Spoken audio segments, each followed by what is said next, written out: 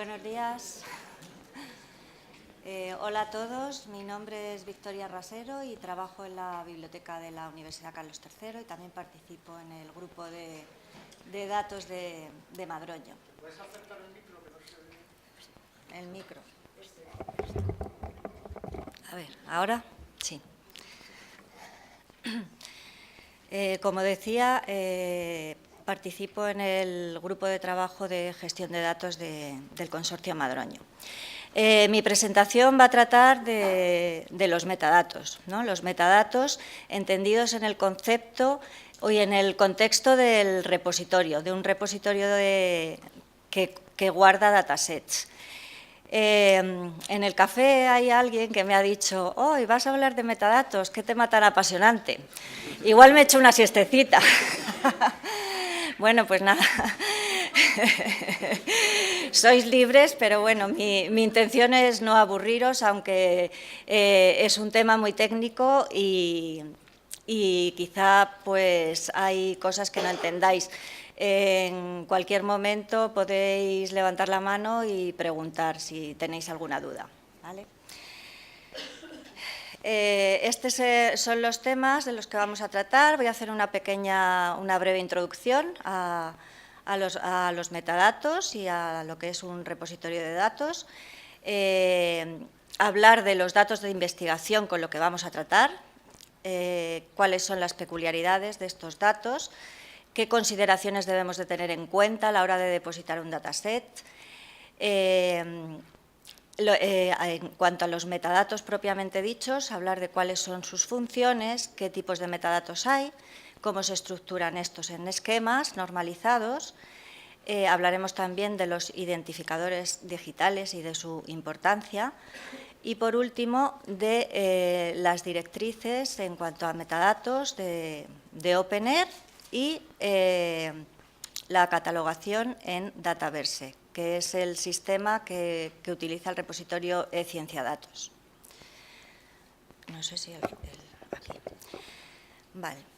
Los datos son recursos digitales, ¿no? Y como tal requieren una gestión y una organización basada en dos aspectos que son fundamentales, son muy pertinentes a la hora de gestionar objetos digitales: la normalización y la interoperabilidad. Luego, a lo largo de la presentación, iremos haciendo mención a estos dos conceptos, ¿vale? Y luego la información bibliográfica, que también es con la que trabajamos. Al fin y al cabo, los metadatos no dejan de ser información bibliográfica. En la web, en el contexto de la web, se estructuran mediante metadatos para facilitar su recuperación, acceso, visibilidad y preservación. Los datos de investigación con los que vamos a trabajar en el repositorio, o los que vamos a depositar y a crear registros en el repositorio de Cienciadatos, son los datos que acompañan, el resultado final, digamos, el conjunto de datos final que acompaña a la publicación, ¿vale? Y que fundamenta los resultados que contiene esa publicación. Normalmente estos datos rara vez se comparten, ¿no? Y entonces esto lo que provoca es una duplicación de esfuerzos. También es imposible interpretar estos datos de forma aislada, porque los datos, los números, las fotos, las figuras, etcétera, no significan nada si no están bien documentados, ¿vale? Luego, en la actualidad, el paradigma del proceso científico se basa en lo que llamamos Open Science o ciencia abierta, que consiste en permitir el acceso gratuito y fácil a los resultados de investigación, datos y códigos de análisis de dichos datos. Este acceso abierto y la puesta a disposición de los datos normalmente se hace en un repositorio.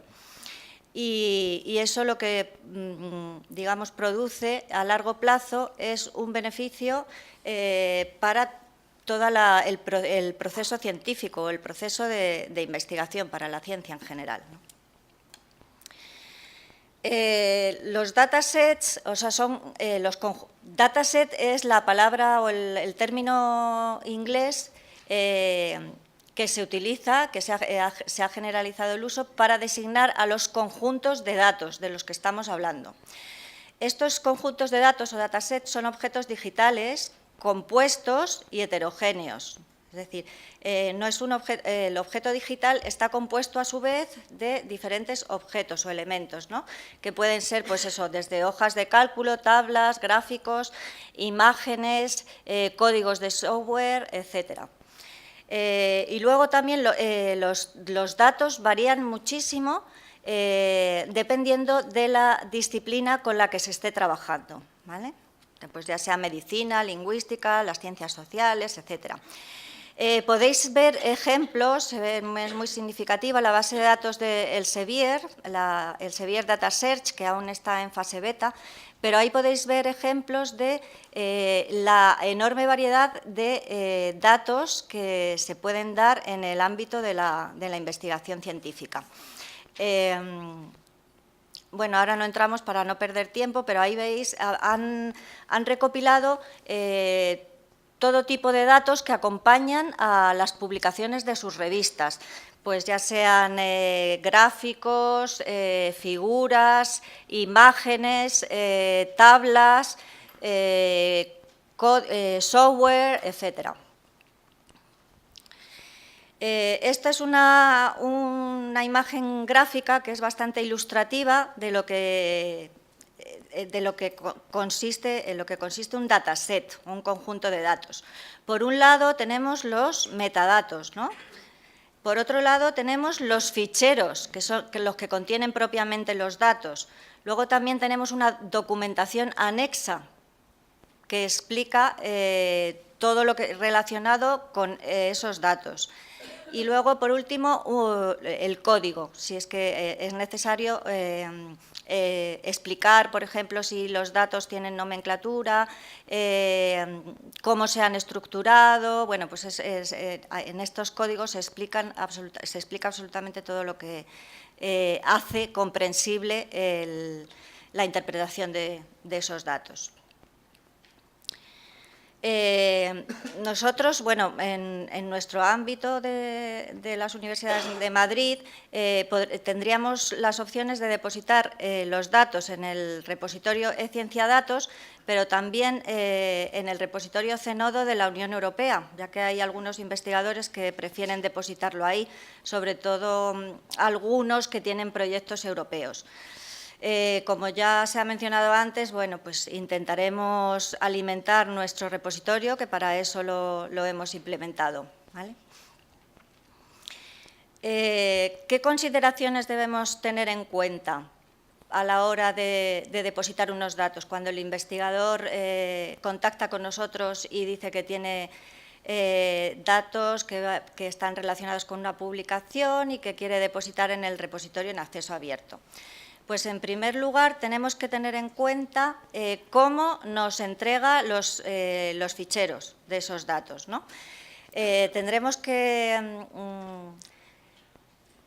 ver si son formatos abiertos y, si no lo son, procurar migrarlos a este tipo de formatos, ¿vale? Para que puedan ser leídos por cualquier usuario.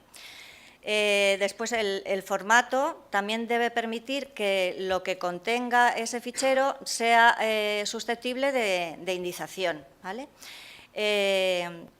También, los formatos comprimidos sabemos todos que ocupan menos espacio, pero a veces no son interpretables ni indizables. Y luego, los formatos, a ser posible, deben ser estándar, conforme a los formatos registrados en el IANA BIME MediaTypes. Si hay varios ficheros o carpetas, como suele ser habitual, estos deben estar bien organizados y ordenados conforme a una estructura lógica. Y luego también es preciso utilizar un sistema de nomenclatura que identifique correctamente los ficheros y las carpetas. Bueno, a estas alturas de la jornada puede que nos estemos repitiendo algunos conceptos que ya han mencionado los anteriores compañeros, pero bueno, que no temáis, porque la repetición es una buena técnica de aprendizaje. Vale. El investigador nos tiene que proporcionar la documentación anexa a los datos.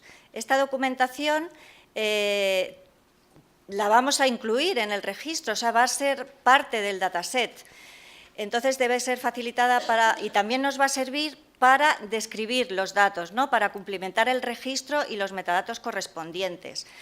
Entonces, ¿qué debe contener la documentación? Pues el origen y propósito del conjunto de los datos, o sea, cuál es el propósito para haber recopilado o generado dichos datos, cuáles son las fuentes que ha utilizado, qué metodología ha seguido el investigador o el grupo de investigación para generar o recopilar los datos, cuál es la estructura, que explique bien cuál es la estructura y la organización de las carpetas y ficheros, que explique también el sistema de nomenclatura, que especifique los formatos que ha utilizado y si es necesario, qué software es necesario para leer dichos ficheros, que explique también si ha utilizado códigos o códigos propios, ¿no?, del ámbito científico en el que está trabajando, si ha utilizado abreviaturas, qué significan, y también es fundamental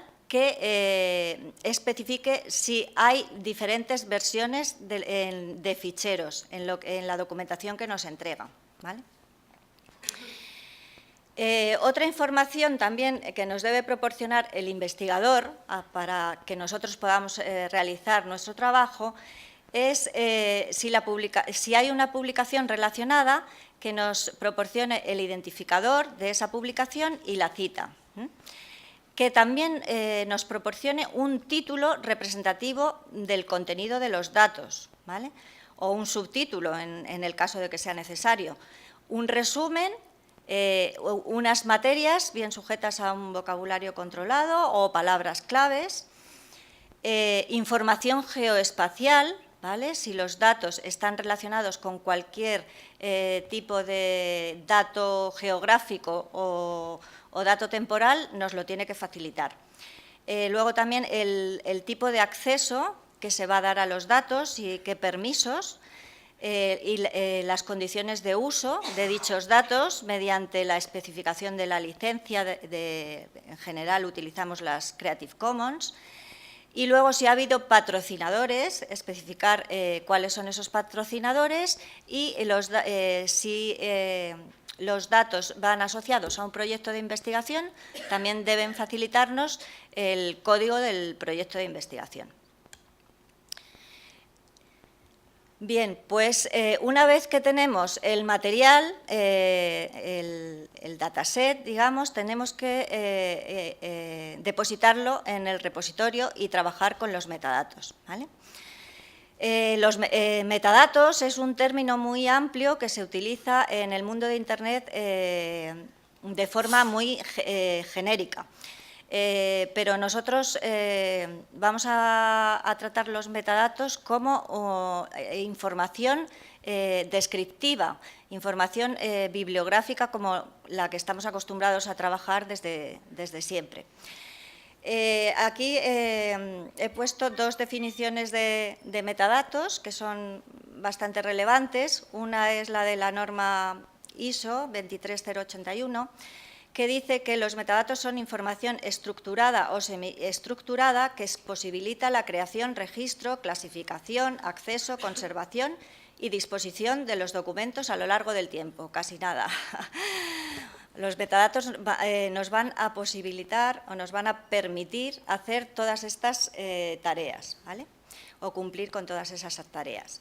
Y, por otro lado, la asociación, la Research Data de Netherlands, define a los metadatos ya más propiamente relacionados con la descripción de los datos como información estructurada y normalizada que abarca el propósito, origen, referencias temporales, referencias geográficas, autoría, condiciones de acceso y términos de uso acerca de una colección digital de datos. ¿Vale? ¿Para qué sirven los metadatos? Pues bien, fundamentalmente los metadatos nos van a servir para administrar y gestionar una colección digital, ¿vale? En este caso vamos a crear en el repositorio una colección digital de datasets, de conjuntos de datos. Nos puede parecer la creación de metadatos efectivamente es una tarea muy parecida a lo que es la catalogación tradicional, pero además los metadatos proporcionan un contexto a los datos, o sea, aportan comprensión, permiten su reproducción y su reutilización, ¿vale? También los metadatos van a posibilitar que se asegure la autenticidad, la fiabilidad de lo que contienen los datasets, la integridad, es decir, que no se ha modificado lo que no se ha modificado el contenido de los datasets a lo largo del tiempo. Y también los metadatos posibilitan la gestión de los datasets. Y luego la responsabilidad de las personas que gestionan una colección es que los metadatos sean cuanto más precisos y más completos, más óptima será la gestión y la administración de dichos datos. ¿Cuáles son las funciones de los metadatos? Pues fundamentalmente voy a destacar 6 funciones. Una es la de descubrir información. Los datos, si estuvieran en nuestro repositorio o en nuestro PC, no están, digamos, el contenido de esos datos no sería posible recuperarlo a través de cualquier buscador si no fuera porque tienen asociados unos metadatos, ¿vale?, descriptivos de su contenido. Entonces, esto es lo que nos va a permitir recuperarlos en cualquier buscador como Google u otro. También los metadatos nos van a permitir recuperar información, o sea, facilitan búsquedas, ¿vale?, porque contienen una descripción exhaustiva acerca de lo que trata el dataset. También nos van a permitir localizar el documento, acceder y localizar a ese documento. ¿Por qué? Porque incluyen identificadores, ¿vale?, un identificador único y persistente. Otra de las funciones de los metadatos es que permiten la utilización de los datasets. Para utilizar un conjunto de datos, los investigadores, bueno, y cualquiera de nosotros, lo primero que necesita es comprender, ¿no?, qué contienen los datasets, qué significan esos datos, su estructura, las definiciones de los términos, cómo se han recopilado, cómo se deben leer, etcétera. Vamos más allá de la utilización y otra de las funciones que cumplen los metadatos es la reutilización de esos datos para posibles futuras investigaciones, ¿vale? Un investigador puede necesitar reutilizar los datos ya existentes para una investigación que acaba de iniciar, ¿vale? Y para ello tiene que primero interpretarlos, comprenderlos, estar seguro de que son fiables y conocer los términos de uso, o sea, las licencias de uso, si puede utilizarlos, cómo puede utilizarlos, si puede crear una obra derivada, etcétera, etcétera. Y por último, los metadatos nos van a permitir preservar esos contenidos para el futuro, ¿vale? ¿Qué tipos de metadatos hay? Aquí he destacado 4 tipos de metadatos. Cada uno de estos tipos de metadatos son igual de importantes. Por un lado están los metadatos descriptivos, que son los que se refieren al contenido del recurso y que, bueno, pueden ser pues, el autor, el título, el resumen, la información referida al tiempo y al espacio, que abarcan los datos, etc. Otro tipo de metadatos son los estructurales, que nos informan de la estructura del recurso o del objeto digital, porque puede que este objeto digital no esté aislado, sino que esté relacionado con otros, ¿no? Y estos metadatos serían el enlace a la publicación relacionada, si es parte de otro objeto digital más grande, que se puede localizar en otro sitio, etcétera, etcétera. Luego, otro tipo de metadatos son los técnicos, ¿vale?, que nos informan sobre los aspectos técnicos e informáticos de los datos. Estos son la indicación de los formatos de los datos, el hardware o software necesario para tratar estos datos, la versión con la que estamos trabajando, etc. Y por último, los metadatos administrativos nos informan de cómo se ha creado el recurso, de cómo ha sido gestionado a lo largo del tiempo. Se va grabando absolutamente, se va registrando absolutamente toda la historia del dataset en los metadatos, para luego saber cuál ha sido la evolución, ¿no?, de estos contenidos. Entre estos metadatos pues, podríamos destacar la fecha de creación, la identificación del creador, si hay licencias, qué licencias de uso van anexas a los datos, si existe embargo, etc. Los metadatos, digamos, son datos, pero que no conforman elementos aislados, sino que forman parte de un sistema estructurado y normalizado. Normalmente estos sistemas se llaman esquemas. Entonces, aquí un esquema de metadatos es un conjunto de elementos que se utilizan para describir los datos, rigiéndose por reglas sintácticas y semánticas para conseguir la integración de diferentes sistemas de información, ¿vale? Entonces, los metadatos nos van a servir para interoperar, para que esos datos sean interoperables en todos los sistemas informáticos y que puedan ser usados para cualquier propósito, ¿vale? Hay una gran variedad de esquemas de metadatos. De hecho, cada disciplina tiene esquemas de metadatos propios, pero nosotros nos vamos a centrar en los esquemas genéricos que sirven para utilizarlos en cualquier disciplina científica. Entre ellos están el Dublin Core Metadata Terms, que son, eso supongo que todos los conocéis, es un esquema flexible y aplicable a cualquier tipo de documento. Luego el esquema del DDI, que es el que utiliza el software Dataverse del repositorio de ciencia datos, y el DataSite Metadata Schema, que es el utilizado por OpenAIRE, el portal OpenAIRE, con lo cual también deberíamos conocerlo. Es un sistema jerárquico, flexible y extensible, como todos, y es el que utiliza, como he dicho, OpenAIRE para recolectar los metadatos. Perdón, ¿dónde está?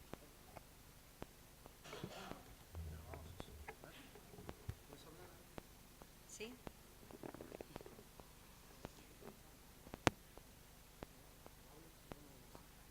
¿Se escucha ahora?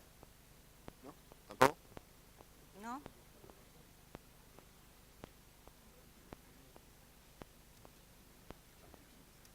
Sí. Ahora. Pero me tengo que acercar mucho, ¿no? Vale. ¿Hola? Sí, se oye, sí. Vale, gracias. Pues como decía, el esquema DataSite es el que va a utilizar OpenAIRE para recolectar los registros de metadatos de nuestro repositorio de ciencia datos. También quería explicaros el concepto, o sea, aparte de esquemas de metadatos, luego esos esquemas se pueden adaptar para el uso concreto que le den ciertas comunidades, ¿no? Esto se llama el perfil de aplicación. Es una adaptación de un esquema normalizado a necesidades concretas de comunidades de usuarios. Un ejemplo de esto son las directrices de OpenAIRE para los repositorios de datos. He puesto ahí un enlace para el que esté interesado en consultarlas. Son unas directrices que, pues eso, que proveen una serie de pautas para que los repositorios cumplimenten los metadatos y que sean, cumplimenten los metadatos de forma homogénea para que luego OpenAIRE pueda recolectarlos y presentarlos en su portal. ¿Cuál es la estructura de los esquemas de metadatos? Pues se compone de diferentes elementos. Por un lado está la semántica, es decir, la definición, o sea, los esquemas de metadatos están compuestos por elementos, diferentes elementos, y estos elementos hay que definirlos y dotarles de significado. Por otro lado, otro aspecto de la estructura es el valor, que es el tipo de contenido que vamos a introducir en ese elemento. El contenido se refiere a qué es lo que tengo, qué información tengo que registrar y de qué forma. Digamos que esta tarea es similar a lo que han venido recogiendo las normas de catalogación, las ISBD y otras. Y luego, por último, otro elemento de la estructura de un esquema es la especificación de la sintaxis, las reglas de cómo deben ser codificados los elementos de los metadatos. La mayoría de los esquemas se pueden codificar en XML, en HTML y en RDF, que son estándares utilizados en la web. Aquí, llegados a este punto, quería hacer un inciso para hablar de la web semántica, porque los repositorios, digamos, y la descripción que vayamos a hacer de nuestros datasets van a estar incluidos en la web necesariamente, o sea, vamos a sacarlos de nuestro entorno y cualquier usuario va a poder consultarlos en Internet o va a poder acceder a ellos. Entonces, tenemos que tener claros algunos conceptos de la web semántica. La web semántica es un concepto que desarrolla, es un concepto implantado por el W3C, que desarrolla soluciones para la gestión y recuperación de información en la web, ¿vale? Y se basa en los siguientes aspectos, que son un sistema de codificación de caracteres universales, que es el Unicode o el UTF-8. ¿Vale? De esta forma, independientemente de la lengua que estemos utilizando, la codificación de los caracteres va a ser idéntica. Si utilizamos una palabra con tilde, que el inglés no tiene tildes, la va a codificar de una determinada manera para que la máquina entienda que ahí va una tilde. Después se basa también la web semántica en el lenguaje de marcado, en el lenguaje XML, que es un lenguaje universal. Ahora explicaremos a continuación algunos aspectos básicos de este lenguaje.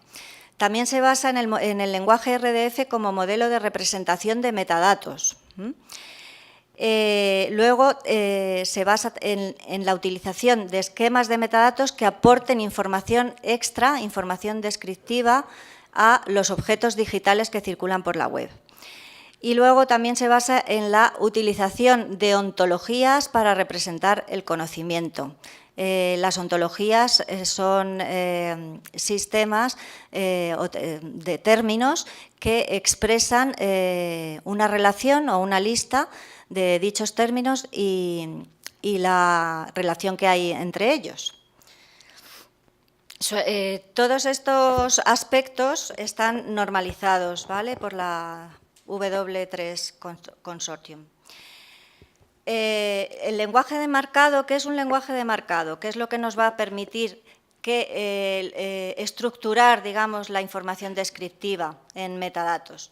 Pues el lenguaje de marcado es un sistema formal que añade datos codificados al texto para representar su significado y controlar su procesamiento. El lenguaje de marcado por excelencia es el XML, que es comprensible por cualquier sistema informático, por cualquier software.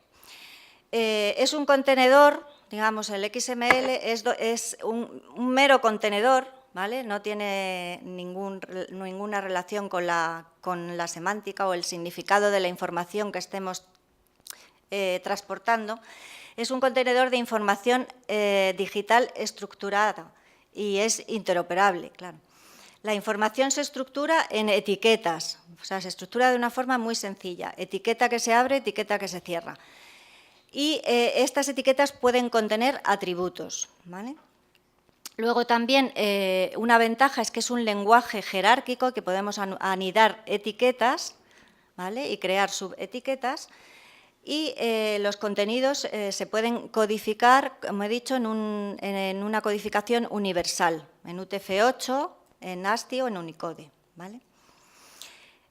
Aquí vemos, bueno, he puesto un ejemplo de la etiqueta en la que se declara, ¿vale?, que estamos utilizando el lenguaje XML.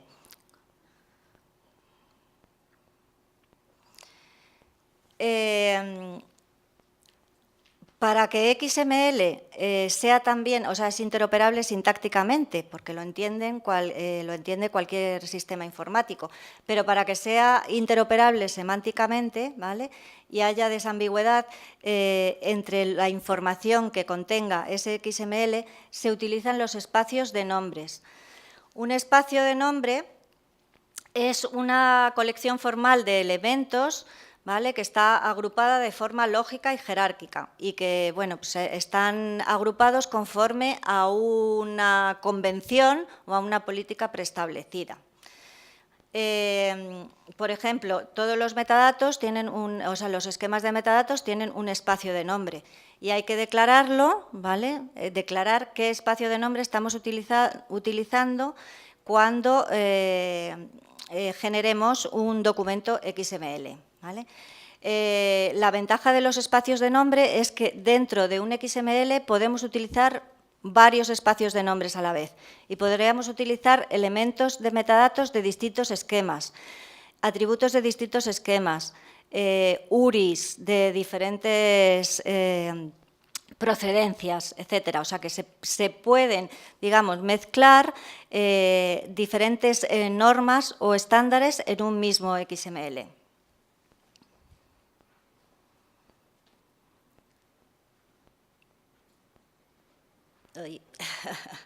Ay, espera.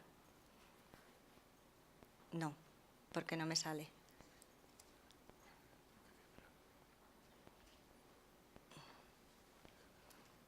Hay que esperar.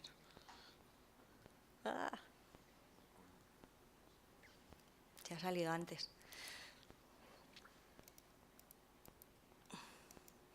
Es que aquí hay una tabla que no sale. Vaya. Se va. Vale. Bueno, qué rabia. Un fallo. Un fallo técnico.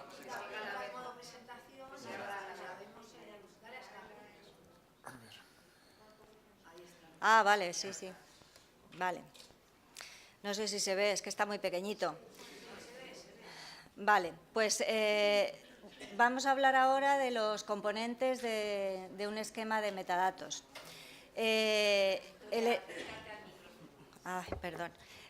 Los componentes de un esquema, vamos a hablar de los componentes principales de un esquema de metadatos. El primer componente, o sea, el esquema consta de elementos, como ya hemos dicho, y subelementos, ¿vale?, en el caso de que el esquema sea jerárquico. El Dublin Core es un esquema de metadatos lineal, es decir, tiene elementos uno a continuación del otro, ¿vale? En cambio, el DataSite, por ejemplo, o el esquema MOD, si lo conocéis, para la descripción bibliográfica de texto, son jerárquicos, es decir, que tienen elementos y dentro de ese elemento puede haber varios subelementos y atributos. Por ejemplo, aquí veis, no sé si se ve bien, en Dublin Core tenemos pues, el contributor advisor, contributor editor, son elementos que se indican de forma sucesiva. En cambio, en DataSite, el contributor es un único elemento que tiene a su vez otros subelementos, como es el tipo de contributor y el nombre del contributor. Y dentro del nombre contributor tengo a su vez otros subelementos, que es el nombre propio y el apellido, ¿vale? Y aquí, no sé, a ver cómo se ve. Sí. Tenéis un ejemplo de cómo reproduciríamos o cómo representaríamos esta información en XML, tanto de un elemento de Dublin Core como de un elemento de DataSite, ¿vale? En el primer caso, veis que hemos puesto el espacio de nombres, que es http://org/dc/terms. Estamos indicando que estamos utilizando el esquema Dublin Core Metadata Terms, ¿vale? Y luego en el datasite es bastante más farragoso, pero bueno, ahí no sé si sois capaces de apreciar la jerarquía de los elementos. Vale. Otro aspecto de la estructura de un... Uy, ¿qué ha pasado? Ah, que... Perdón. Otro aspecto de la estructura de un esquema es que los elementos pueden ser, atendiendo a sus propiedades, obligatorios, ¿vale? Que normalmente se indica con una M, si es mandatory en inglés. Obligatorio cuando sea aplicable, es decir, que cuando tengamos disponible el valor de este elemento tenemos que indicarlo. Pueden ser recomendado, ¿vale? O opcional. Perdón. En cuanto al valor, ¿vale? del metadato, del elemento del metadato, el valor puede ser de varios tipos. Puede ser por texto libre, es decir, que nosotros introducimos la información que queramos, o que sin estar sujeta a ninguna norma, o bien puede ser un contenido sujeto a vocabularios controlados o a esquemas. Hemos puesto dos ejemplos, un elemento sujeto a una lista de valores, como puede ser el tipo de documento, que en nuestros repositorios de publicaciones utilizamos el esquema de OpenAir, ¿vale? Y el espacio de nombres aquí también es info:2.eurepo, ¿vale? En este caso indicamos que es un artículo. Y luego otro tipo de elemento es el que está sujeto a un estándar, como puede ser el estándar de fecha, que es sujeto a la norma ISO 8601, en el que tenemos que indicar 4 dígitos de año, 2 dígitos de mes y 2 dígitos de día. O el elemento lengua, que en nuestros repositorios también utilizamos, por ejemplo, en los repositorios de Madroño, la codificación de la norma ISO 639 de 3 caracteres. Otro aspecto que hay que contemplar a la hora de utilizar un esquema de metadatos son los vocabularios controlados.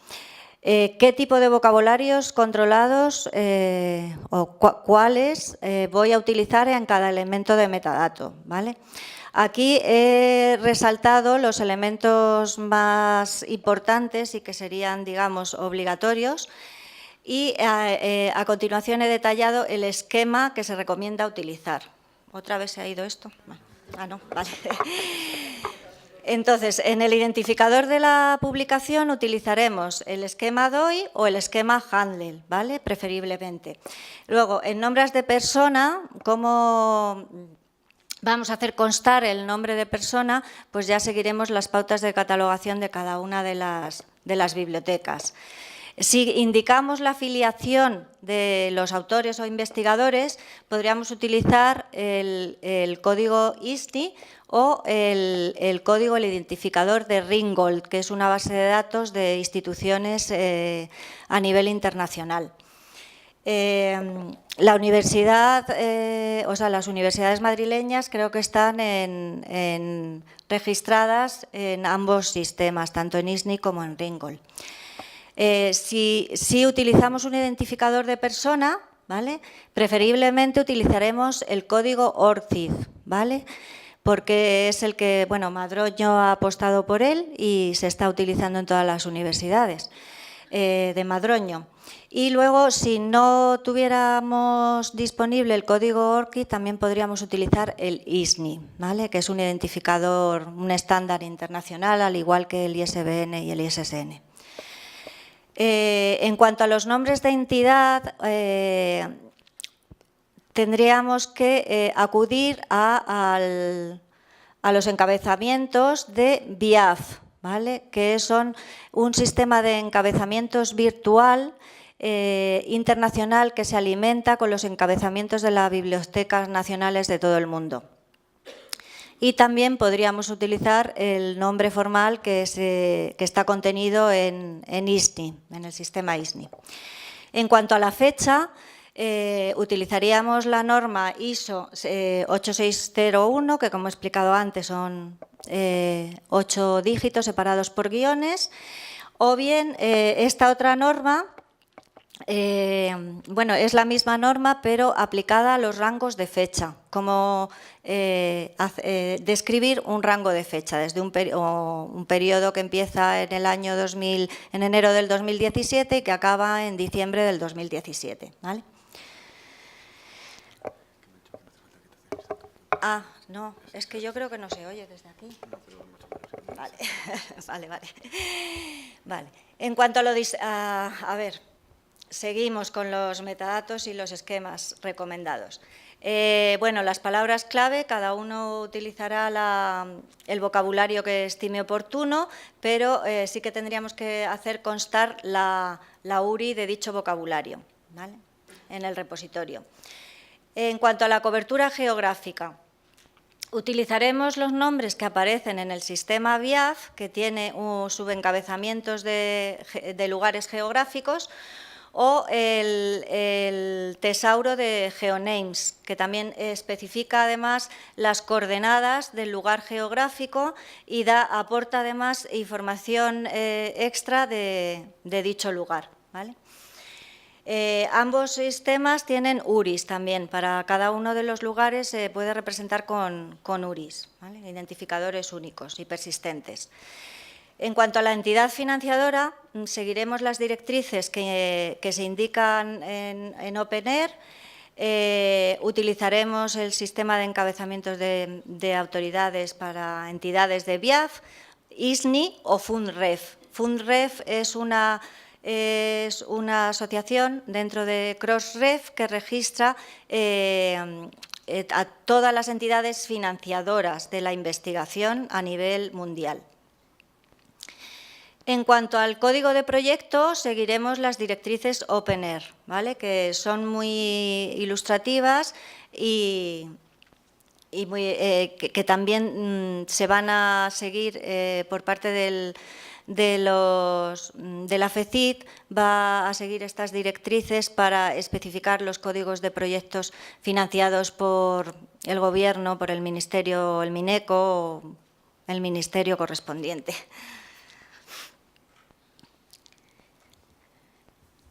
Otra de las funciones de los metadatos, no menos importante, es el acceso y la preservación, ¿vale?, de los contenidos. Entonces, para garantizar estas funciones utilizamos URIs. ¿Qué es una URI? Pues una URI es un objeto o una cadena de caracteres que identifica una entidad de forma única y persistente. La entidad puede ser un documento, puede ser desde un dispositivo físico a un nombre de autor, un nombre geográfico, un nombre de entidad, etcétera. O sea, cualquier elemento digital puede tener asignada una URI, ¿vale?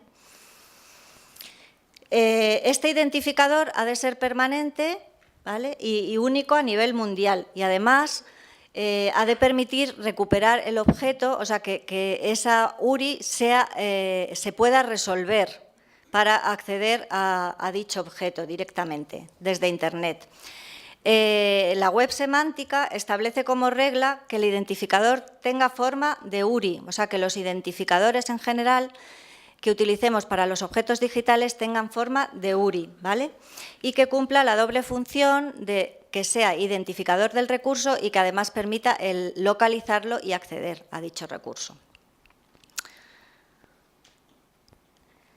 Hay varios tipos de identificadores, como ya he mencionado. Vamos a destacar 3 de ellos. El primero es el identificador de objeto digital, ¿vale?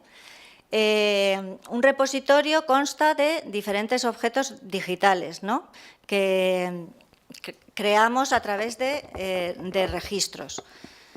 Estos objetos digitales están almacenados y deben tener cada uno de ellos un identificador único y persistente a lo largo del tiempo.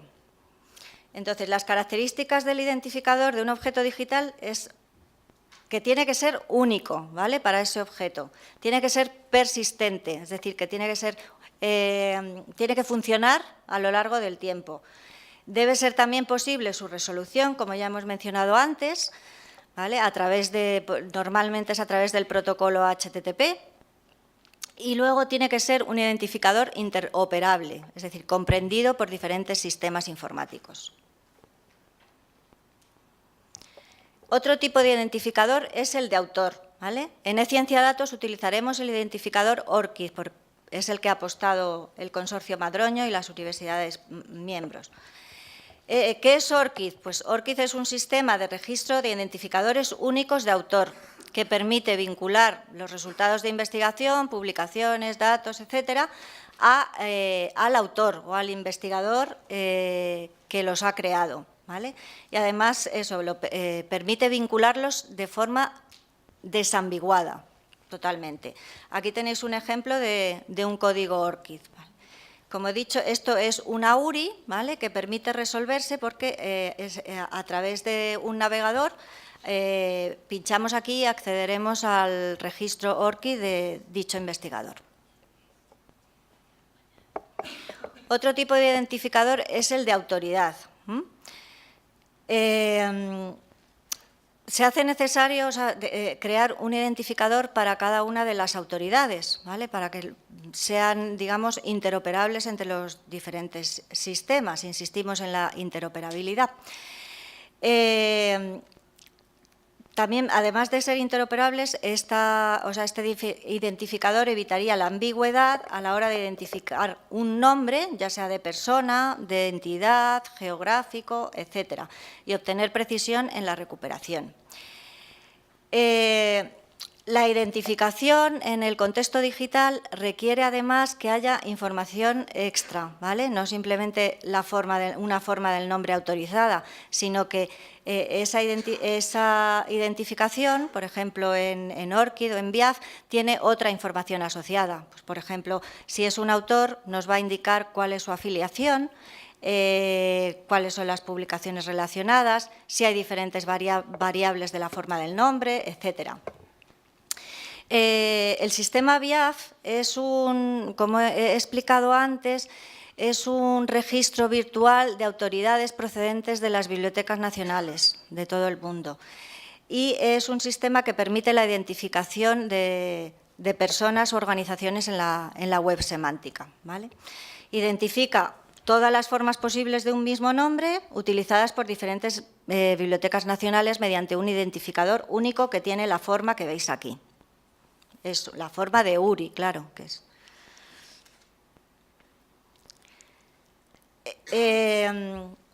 Bueno, como ya habéis escuchado durante toda la jornada, el programa Horizonte 2020, digamos, es el que nos ha impulsado a introducirnos en este mundo proceloso de los datos, ya que ha lanzado un proyecto en el que los datos incluidos en proyectos generados o recolectados a partir de la actividad de un proyecto de investigación financiado por la Unión Europea deben estar depositados en un repositorio, a ser posible, en acceso abierto.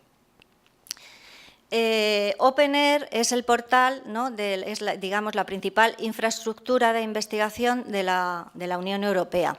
De hecho, nuestros repositorios de publicaciones digamos, exportan, OpenAIRE recolecta los datos de todos nuestros repositorios y aparecen en las publicaciones, los metadatos de las publicaciones aparecen ya en OpenAIRE. Aún no hemos, digamos, habilitado, no hemos configurado el repositorio de eCienciadatos para que sea recolectable por OpenAIRE, pero bueno, estamos en ello.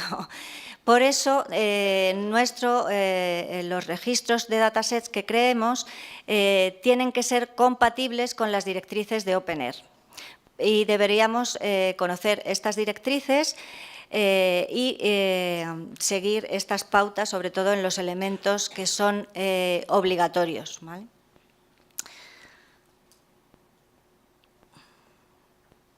Bueno, aquí en la parte de abajo tenéis acceso al portal OpenAIRE y a las directrices que os he mencionado.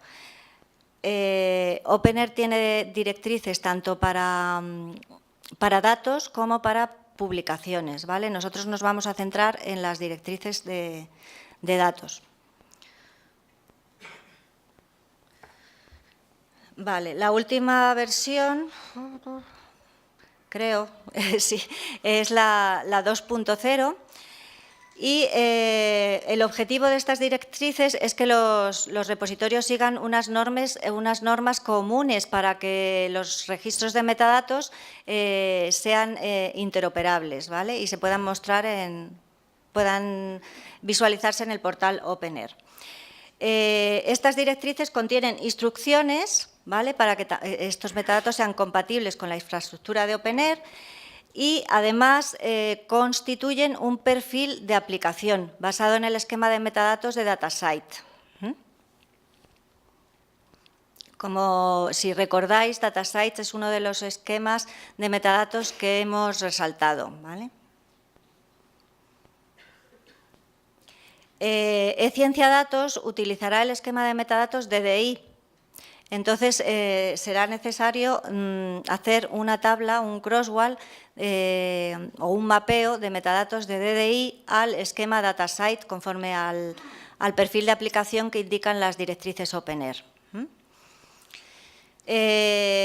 ¿Cuáles son? Vamos a listar los elementos de metadatos que requiere OpenAIRE y, además, vamos a indicar cuáles son obligatorios y cuáles son recomendados opcionales, ¿vale? La M indica que es mandatory y la R recomendado y la O opcional.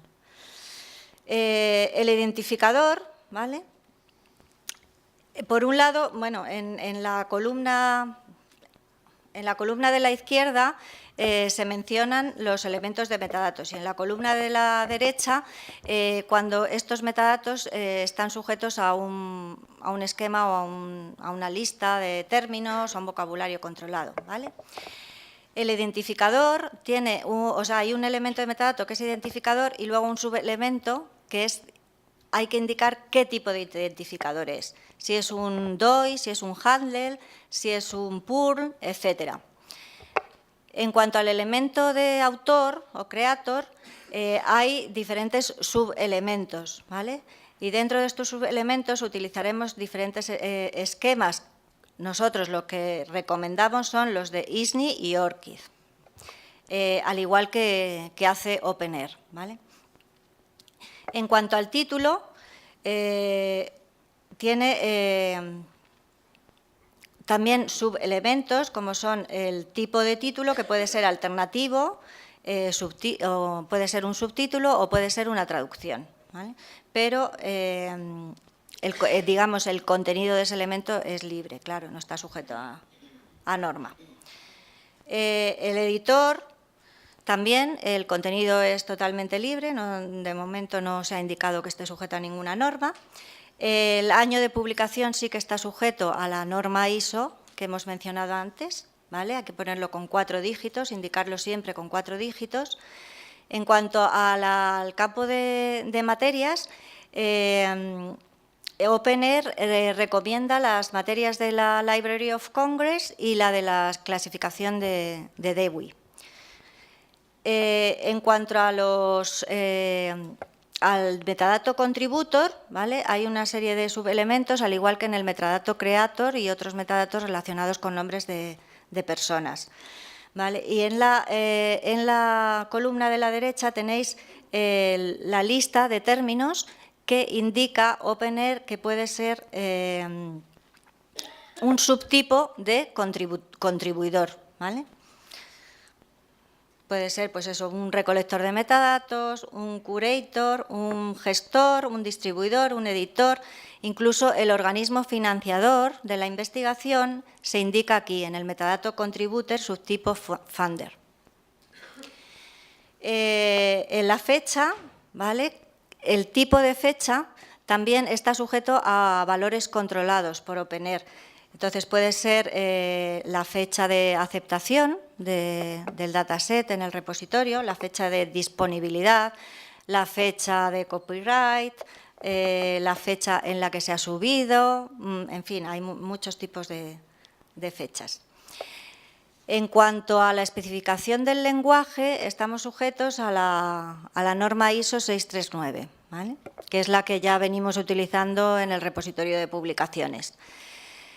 El tipo de recurso también está sujeto a una lista de valores controlados por OpenAIRE, que os menciono aquí, y que, bueno, no es, son tipos de recursos que están recogidos del estándar Dublin Core, ¿vale? Y luego, podemos utilizar también un elemento de metadatos que es identificadores alternativos, ¿vale? Porque un dataset puede tener un identificador propiamente como dataset, pero puede tener identificador para la publicación relacionada, puede tener identificador para otros conjuntos de datos que estén relacionados, etcétera. Entonces, este identificador está sujeto a las normas del identificador propio del dataset. Tendrá que especificar el tipo de identificador y con forma de URI, ¿vale? Y luego los identificadores relacionados, ¿vale? Que tenemos una lista de valores controlados, que pueden ser todos los que aparecen en la columna de la derecha, y los subelementos de metadatos de este identificador relacionado, que puede ser, pues eso, es suplemento de, es continuación de, es versión de, etcétera, etcétera, ¿vale? Todos esos subelementos de metadatos pueden llevar identificadores. Luego también tendremos que especificar el tamaño del objeto digital, el formato conforme al MimeType, al IANA MimeType, la versión, ¿vale? del dataset.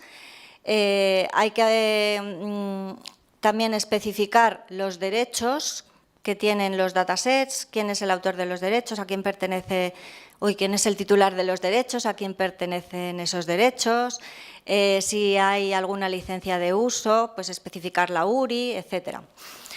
Luego, en la parte de descripción, también tenemos una lista de subelementos sujeto a valores controlados, que pueden ser un abstract, si hay algún método, pues método de recolección o método de generación de los datos, etcétera.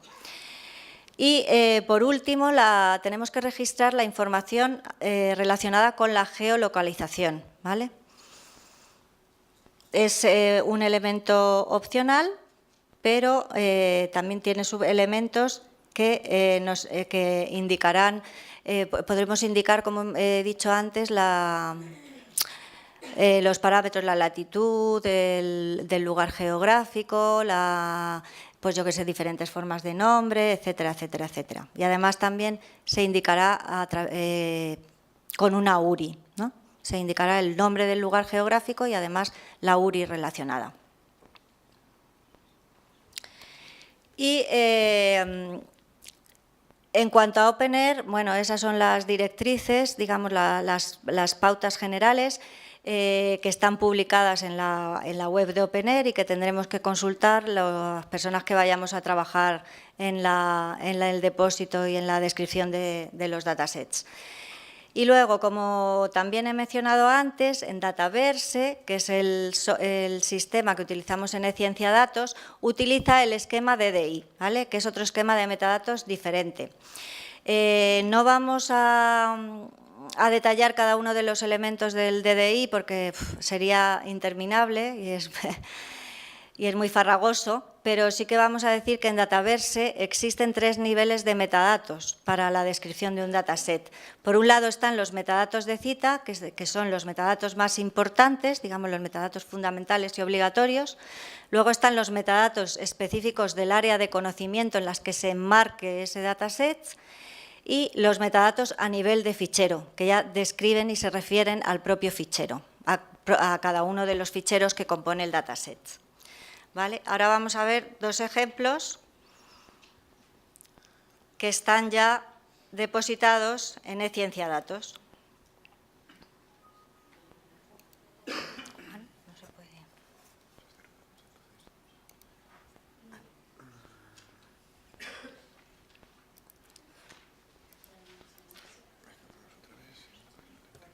No funciona. Pues a copiar.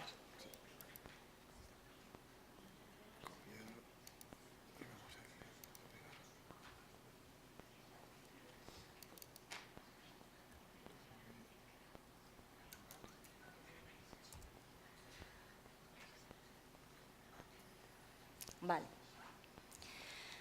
Bueno, pues aquí en pantalla tenéis un registro de un dataset, ¿vale? de la Universidad Carlos III, de un investigador de la Universidad Carlos III, que quiso depositarlo porque se lo exigía la revista en la que iba a publicar el artículo relacionado, ¿vale?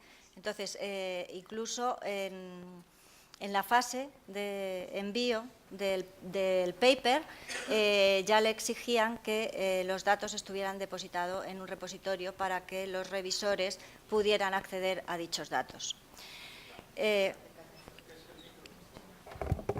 ¿Otra vez se ha ido la voz? Perdón. ¿Me habéis escuchado? Vale. Bueno, pues en primer lugar aparecen lo que llamamos datos de la cita, ¿vale?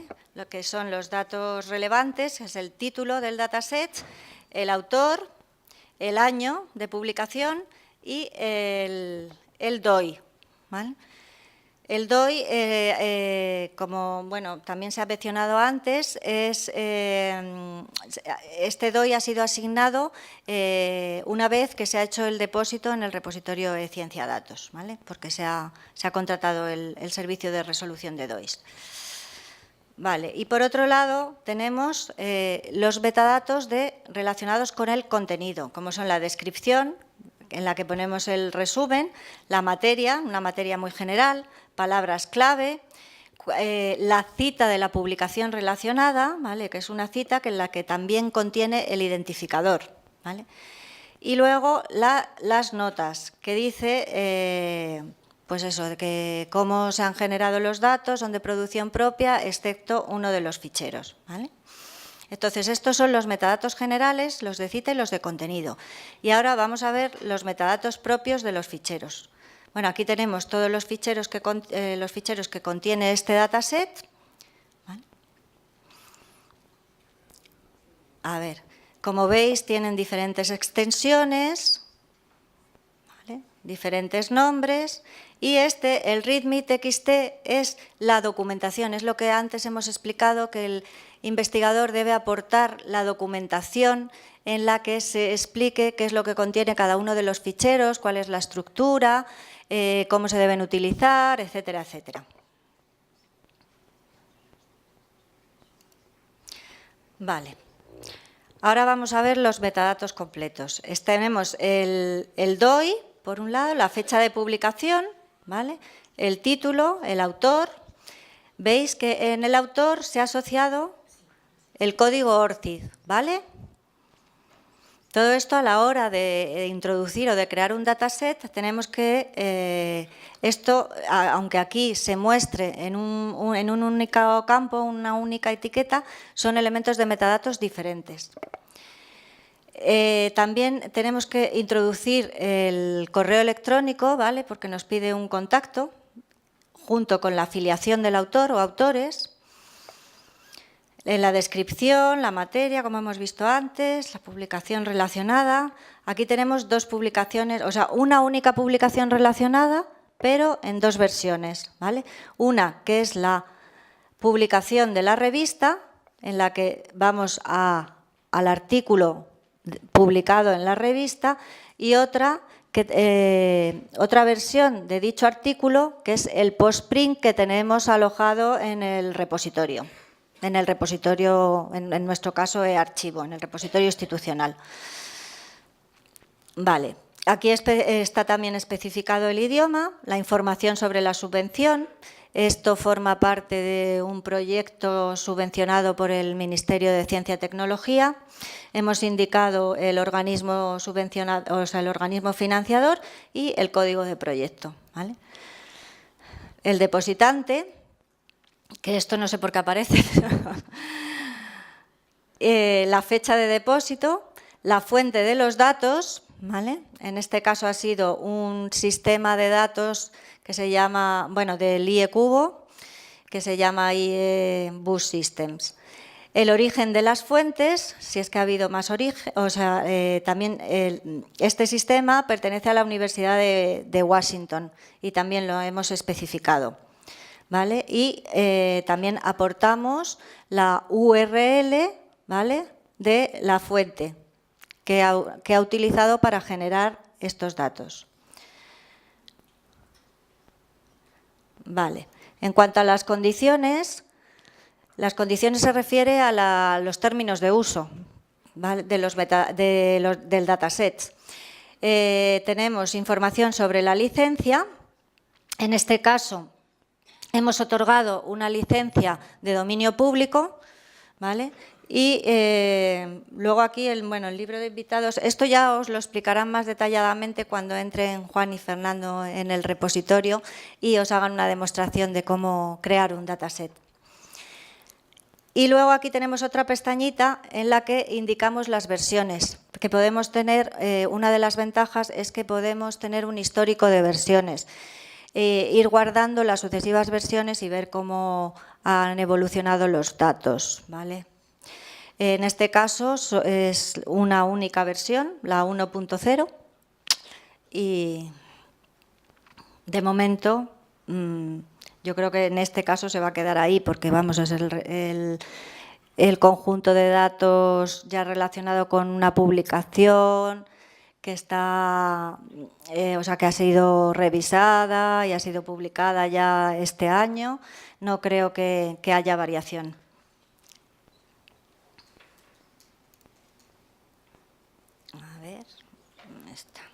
Vale. Ahí va.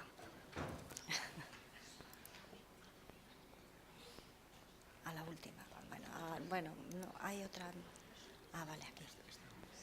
Aquí, vale. Vale.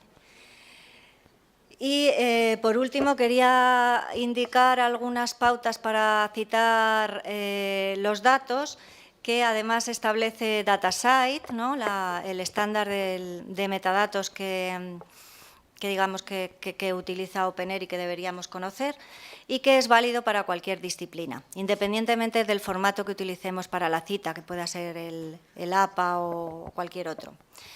Los elementos obligatorios de una cita serían el autor o autores, el año de publicación, el título, el editor y el identificador, ¿vale? Estos se establecen como elementos básicos. Luego tenemos una cita ampliada con elementos recomendados, a los cuales añadiríamos el tipo de recurso y la versión. Entonces, aquí tenéis también un ejemplo